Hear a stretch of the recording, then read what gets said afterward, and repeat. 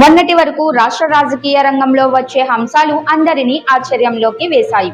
నిన్నటి వరకు మనకు అడ్రస్ లేదు అని చెప్పిన నేపథ్యంలో 3 రాజధానుల ప్రాజెక్టు పరిధిలో 3 ముక్కలాట కొనసాగుతోంది.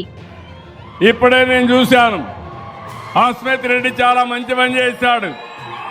నిన్నటి వరకు మనకు అడ్రస్ లేదు.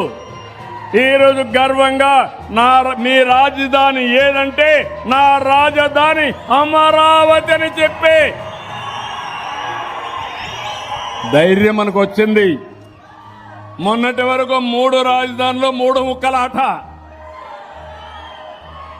ఎక్కడన్నా బయట పోయి అడిగితే మీ రాజధాని ఏదంటే చెప్పలేక నామోషి. సర్వీస్ కమిషన్లు అడిగితే వాళ్ళు బిక్కముఖం వేసే పరిస్థితి. ఈ నేపథ్యంలో 49 పార్టీలు అమరావతికి మద్దతు ప్రకటించాయి. కానీ ఒకే ఒక్క పార్టీ విధానంలో దిక్కుమాలిన విధంగా నిలిచింది. గతంలో మావిగన్ అనే కొత్త సాలగ్ను ప్రారంభించగా అది కూడా త్వరలోనే ప్రజల్లో రాజకీయ వేదికపై పెద్ద చర్చకు కారణమైంది. అమరావతి ప్రజా రాజధాని.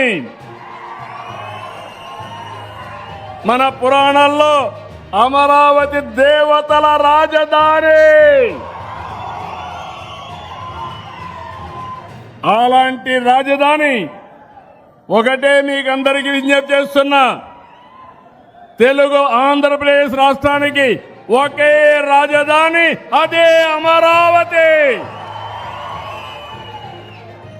దేశమంతా మనతో నిలబడ్డారు. అన్ని రాజకీయ పార్టీలు సపోర్ట్ చేశారు. 50 పార్టీలు ఉన్నాయి కేంద్రంలో.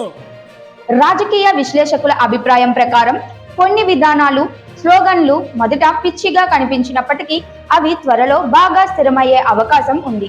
ఈ పరిణామాలు రాష్ట్ర రాజకీయాల్లో కొత్త మలుపు తీసుకొస్తున్నాయి. రాజ్యసభ, లోకసభ 2 సభల్లో కలిసి 50 పార్టీలకు ప్రాతినిధ్యం ఉంది. 49 పార్టీలు సపోర్ట్ చేశారు. ఒకే ఒక పార్టీ దిక్కుమాలిన పార్టీ. ఏ పార్టీ అది? ఏ పార్టీ అది? అంటే ఈ రాష్ట్రానికి ద్రోహం చేయడం అవునా కాదా అని అడుగుతున్నా మిమ్మల్ని. అవును అంటే గట్టిగా చెప్పండి, కూడా చెప్పండి ఇది ద్రోహం అని. అది అయితే మొన్న మాట్లాడుతూ మ్యావిగన్ అంట. ఏమి పిచ్చో నాకైతే అర్థం కావడంలా. ఇప్పుడు ప్రత్యేక దృష్టి అమరావతి, 3 రాజధానుల ప్రాజెక్టు మరియు పార్టీల పోరాటంపై ఉంది. ఇది ముందస్తు అంచనాల కంటే మరింత ఉత్కంఠభరితంగా సాగుతోంది. పిచ్చ ముదిరింది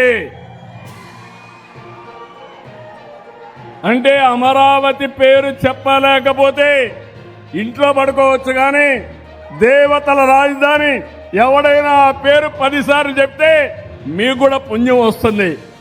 అలాంటి రాజధానిని పేరు చెప్పడానికి ఇష్టం లేకుండా మ్యావిగన్ అంటున్నాడు.